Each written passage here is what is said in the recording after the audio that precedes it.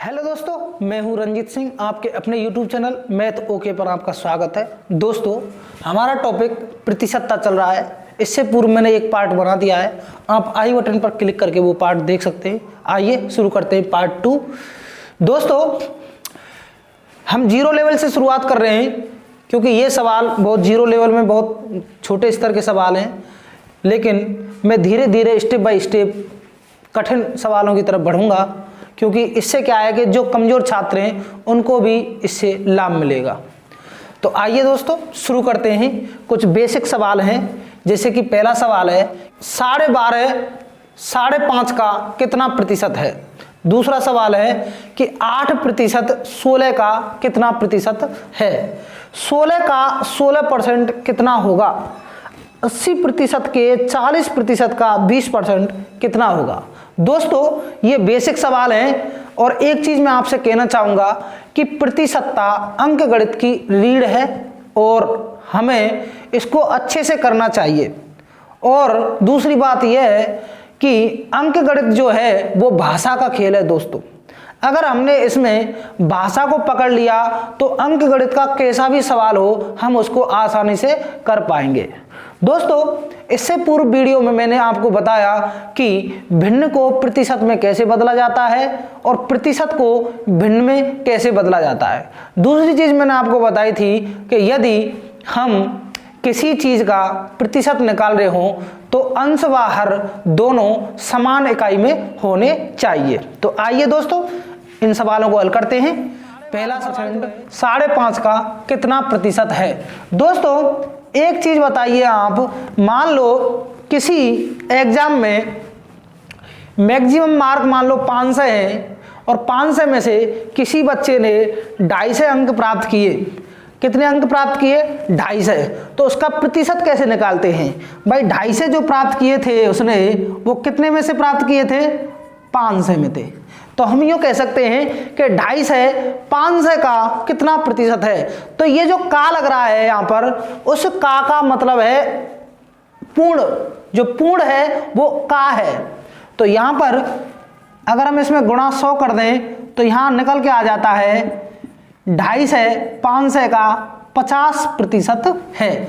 तो ऐसे ही दोस्तों, जिसमें का लग रहा है इसका मतलब है ये हर है। क्या है ये? हर। तो यहां पर इसको भिन्न को सरल भिन्न में बदल लेते हैं। 12 दूनी 24 और 1 25, 25/2 कौमा 2 पंजे 10 और 1 11, 11/2।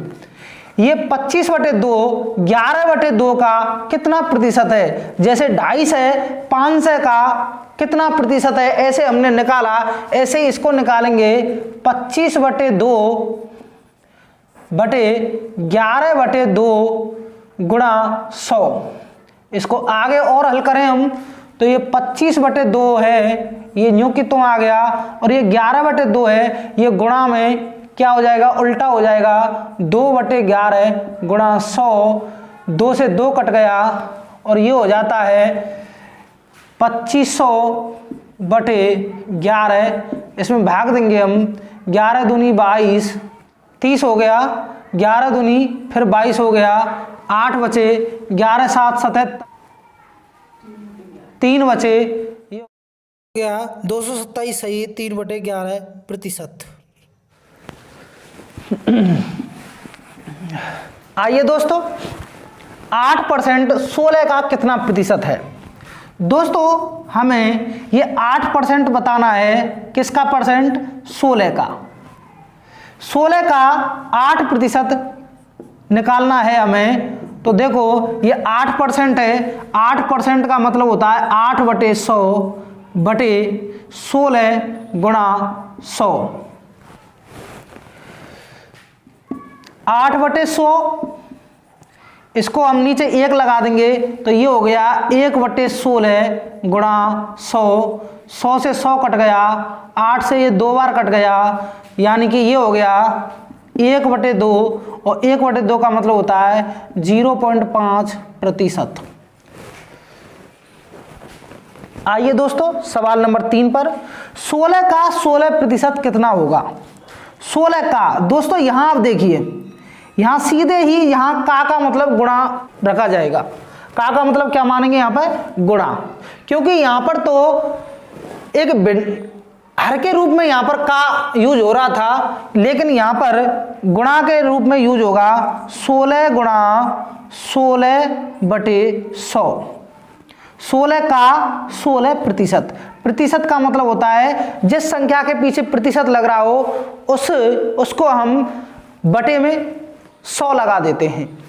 तो 16% का मतलब कितना हो गया? 16/100। अब इसको हल कर लेते हैं, तो इसको हल कर लेते हैं। 2 से काट दो इसको, 2 8 16 और ये 50 बार कट गया। 2 से इसको 4 बार काट दें तो इसको 25 बार काट देते हैं, तो ये हो गया 16 चौके 64 और 64/25। 64/25। अब 25 का भाग दें इसमें, 25 दूनी 50 और 25 × 75, तो 25 दूनी 50, बचे कितने? 14। 2 सही 14/25। तो दोस्तों इसमें परसेंट लग रहा है, इसलिए हम इसको कर देंगे 80/100। के है और का और के आने पर हम क्या करते हैं? गुणा का निशान लगाते हैं। फिर ये 40% है तो इसका मतलब हो गया 40/100। फिर ये का है और का मतलब होता है गुणा। 20% है तो 20/100 हो गया। तो दोस्तों हम ऐसा करते हैं, इनका आपस में गुणा कर लेते हैं। 8 चौके 32 और 32 दूनी 64। 1 2 और 3 जीरो इसके पीछे लगा देते हैं, बटे इनका आपस में गुणा कर देते हैं 100।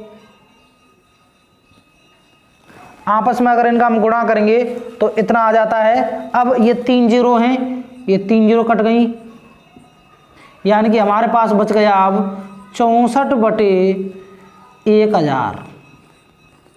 दोस्तों मैंने बताया था कि मान लो नीचे ऊपर 1 है और नीचे 10 है, तो इसका मतलब ये हो जाएगा 0.1। कितना हो जाएगा? ये यानी कि अगर नीचे 1 जीरो है तो 1 छोड़ के पॉइंट लगता है, अगर नीचे 2 जीरो हैं तो 2 छोड़ के पॉइंट लगता है, अगर नीचे 3 जीरो हैं तो 3 छोड़ करके पॉइंट लगता है। तो यहाँ हम पीछे से देखेंगे 4 6 0.0, इसका ये उत्तर आ जाएगा। आइए दोस्तों कुछ और सवाल ले लेते हैं। 5वां सवाल है 4.8 kg का कितना प्रतिशत 16 ग्राम है?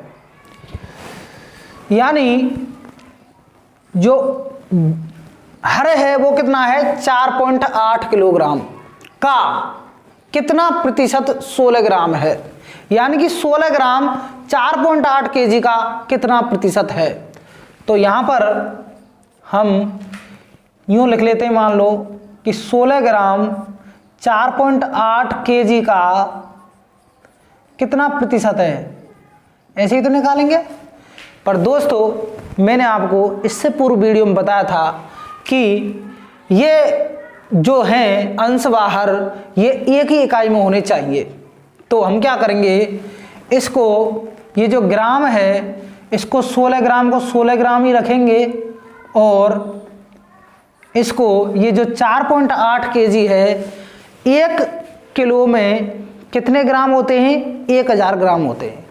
तो 4 किलो में कितने ग्राम हो गए? 4000। और ये 0.8 लग रहा है, तो इसका मतलब कितना हो गया दोस्तों? ये हो गया 4800, यानी कि 4800 ग्राम। यानी अब ये ऊपर वाला भी ग्राम में हो गया और नीचे वाला भी ग्राम में हो गया। इसका गुणा कर देंगे हम 100 से, 2 जीरो कट गई, 16 × 48 होता है, यानी कि तो यहां पर 1/3 हो गया, और 1/3 का मतलब होता है 0.33%। 16 ग्राम का कितना प्रतिशत 4.8 kg है? 16 ग्राम का, यानी कि जो हर है, आपको बस अंश और हर का ध्यान रखना है। हर मतलब कितने में से पूछ रहा है, यहां पर पूछ रहा है 16 ग्राम में से। 16 ग्राम में से, यानी कि 16 ग्राम का कितना प्रतिशत 4.8 केजी है, यानी कि जो 4.8 केजी है वो 16 ग्राम का कितना प्रतिशत है। तो यहां पर 16 ग्राम का कितना प्रतिशत, या 16 ग्राम का कितना प्रतिशत 4.8 केजी है, और ये कौन सा है 4.8 केजी। तो सबसे पहले हम 4.8 केजी को क्या कर लेंगे 48 से ग्राम कर लेंगे, 48 से ग्राम हो गया, और ये 16 ग्राम है। अब पूछ रहा है 16 ग्राम का कितना प्रतिशत 48 से ग्राम है, या 48 से ग्राम 16 ग्राम का कितना प्रतिशत है। तो ये 48 से हो गया ऊपर और 16 हो गया नीचे, गुणा हो जाएगा 100, तो 16 3 48, ये हो जाएगा इतना प्रतिशत, 30,000 प्रतिशत हो जाएगा। आइए दोस्तों, कितने लीटर का 12.5% 25 मिलीलीटर है। दोस्तों मिलीलीटर जैसे 1 किलो में 1000 ग्राम होता है, ऐसे ही 1 लीटर में 1000 मिलीलीटर होते हैं। तो यहां पूछ रहा है कितने लीटर का 12.5% 25 मिलीलीटर है, यानी कि यहां पर जो का है वो क्या है हर है, क्या है हर है।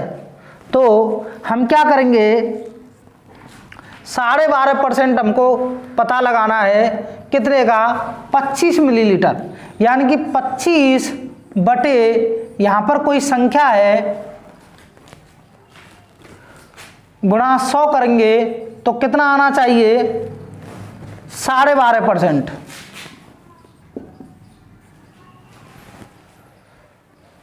तो इसको हल कर लेते हैं, ये हो गया 25 से बटे x बराबर 12.5, तो इसको पॉइंट को हटा देंगे हम, नीचे लग गया 10, यानी कि ये हो गया अब 125 बटे 10। इसको आगे हल कर लेते हैं, वज्र गुणा करते हैं, 125x बराबर 25 से गुणा 10, और इसको हल करते हैं तो x बराबर हो गया 25 से गुणा 10 बटे 125। तो दोस्तों 25 से हम भाग दें इसको तो 25 पंजे 125 होता है, और 5 से 2 बार कट गया ये, यानी कि ये हो गया 2 से, कितना हो गया दोस्तों ये हो गया 2 से। तो 2 से क्या आया, ये 2 से आया मिलीलीटर, 2 से मिलीलीटर।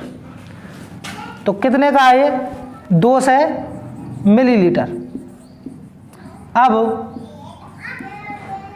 2 से मिलीलीटर को हम किस में बदलेंगे लीटर में, और मिलीलीटर को हम लीटर में बदलेंगे तो इसमें क्या 1000 का भाग दे देंगे। तो यहाँ पर हम 1000 का भाग दे देते हैं, तो ये हो गया 2 पंजे 10, 1/5, और 1/5 को क्या कहते हैं 0.2, यानी कि 0.2 लीटर इसका उत्तर आ जाएगा, 0.2 लीटर। आइए दोस्तों, सवाल नंबर 8वां है, कितने पैसे का 6 सही 1/4% 20 रुपया होगा। सेम इसी की तरह है, कितने पैसे का, यानी कि हमें पता नहीं है कितना पैसा है और उसका कितना होगा 20 रुपया, यानी कि 20 रुपया बटे कितना पैसा गुणा 100 बराबर कितना होना चाहिए 25/4, कितना होना चाहिए 25/4। 20/x गुणा 100 बराबर 25/4। तो दोस्तों कितना पैसा, यानी कि यहां पर क्या है पैसा, यहां पैसा है, तो हम क्या करेंगे ये जो 20 रुपया है पहले हम इसे किस में बदल लेंगे पैसे में बदल लेंगे, क्योंकि हमें पैसे में उत्तर चाहिए। तो ये ऊपर की जो अंश है वो भी पैसे में होने चाहिए। तो 20 पैसे में 20 रुपये में कितने पैसे होते हैं दोस्तों 100 का गुणा कर देंगे, ये हो जाएगा 20 गुणा 100 बटे x बराबर 20 गुणा 100 बटे x गुणा 100 बराबर 25 बटे 4। अब इसमें आपस में हम गुणा करें, इसको मिटा देते हैं यहां से। ये हो गया, आपस में वज्र गुणा कर देते हैं इसका। 25x बराबर 20 गुणा 100 गुणा 100 गुणा 4, ये 4 है ना, इसका गुणा हो जाएगा। अब x बराबर 20 गुणा 100 गुणा 100 गुणा 4 बटे 25 नीचे आ जाएगा, और 25 से ये कट गया कितनी बार, 4 बार। तो इसका आप करें तो 4 चौके 16, 16 दूनी 32, यानी कि ये हो जाता है 32,000। अब ये कितना हो गया दोस्तों, 32,000। 32,000 हो गया। अब मुझे बताइए, हमको क्या पूछ रहा था वो, कितने पैसे का। तो 32,000 पैसे का 6.5 से 1/4% कितना होगा, 20 रुपया होगा। 32,000 पैसे। आइए दोस्तों, सवाल नंबर 9 है, एक व्यक्ति अपनी मासिक आय का 12% बचत करता है। यदि उसका मासिक खर्च 19,360 रुपये हो तो उसकी मासिक आय ज्ञात करो। दोस्तों, ये जो 12% है, हम इसको भिन्न में बदलें तो कितना होता है। देखिए दोस्तों, 12%, और 12% का मतलब होता है 12/100, 12/100। और इसको हम और काटें तो 2 छिक्की 12, और 2 से ये 50 बार कट गया, 2 से ये 3 बार कट गया, 2 से ये 25 बार कट गया। अब आगे नहीं कट रहा है, तो यानी कि ये जो भिन्न निकल के आती है वो आती है 3/25। कितनी आती है दोस्तों, 3/25। तो यहीं से हमको ये देख लेना है कि ये जो 25 है, यानी कि अगर हमने कोई भिन्न निकाली है तो उसमें जो नीचे का जो पार्ट होता है वो मूल संख्या होती है। क्या होती है, मूल संख्या। और जो अंश जो होता है वह उसका मूल संख्या का प्रतिशत परिणाम होता है, प्रतिशत परिणाम। तो एक चीज हमारे सामने आई कि वो जो वेतन है उसका, यानी कि जो मासिक आय है उसकी, वो मान लो 25 है, तो 25 का उसने 12% बचत किया है, और 25 का 12% आता है 3।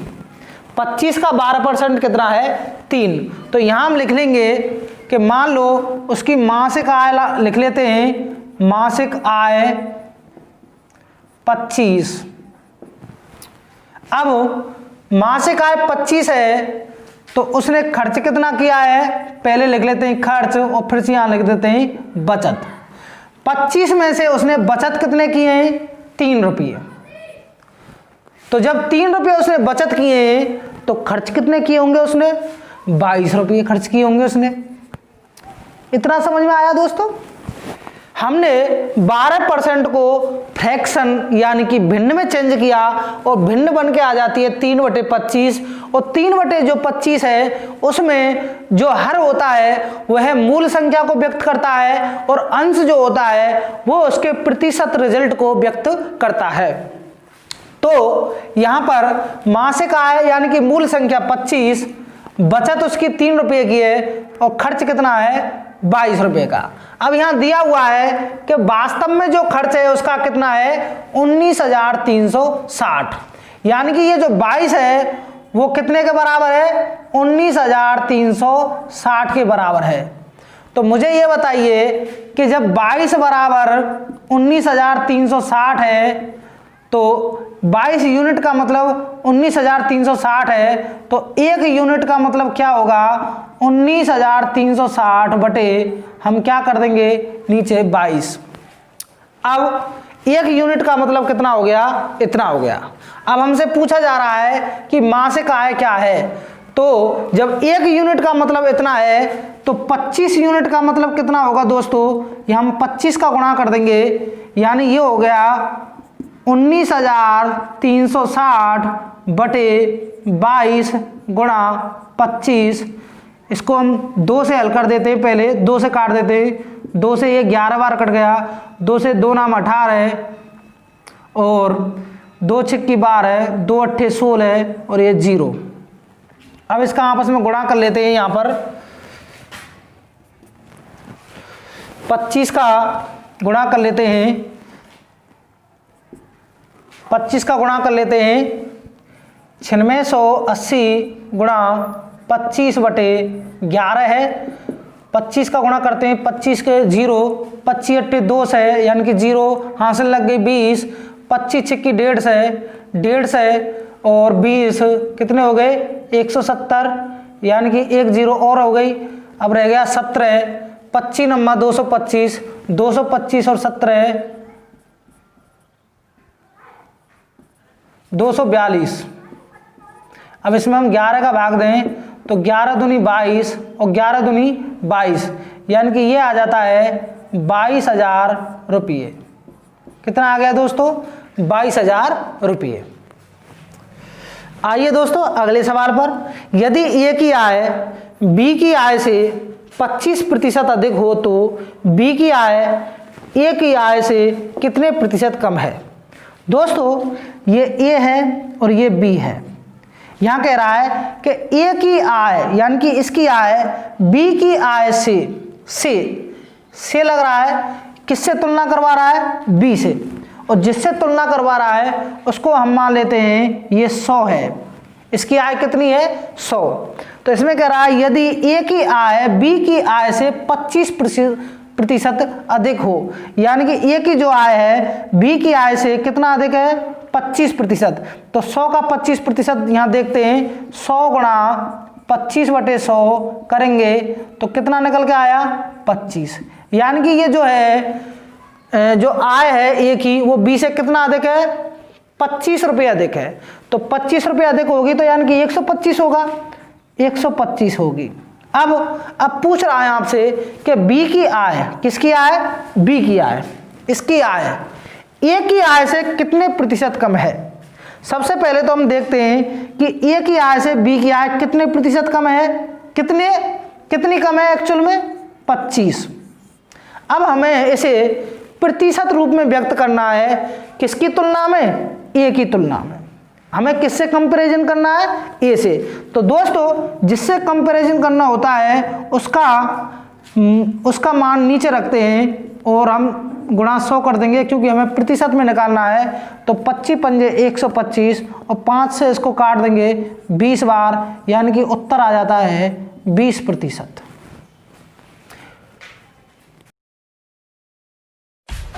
सब्सक्राइब कीजिए हमारे चैनल को और बेल आइकॉन को दबाइए हमारी लेटेस्ट वीडियो सबसे पहले देखने के लिए।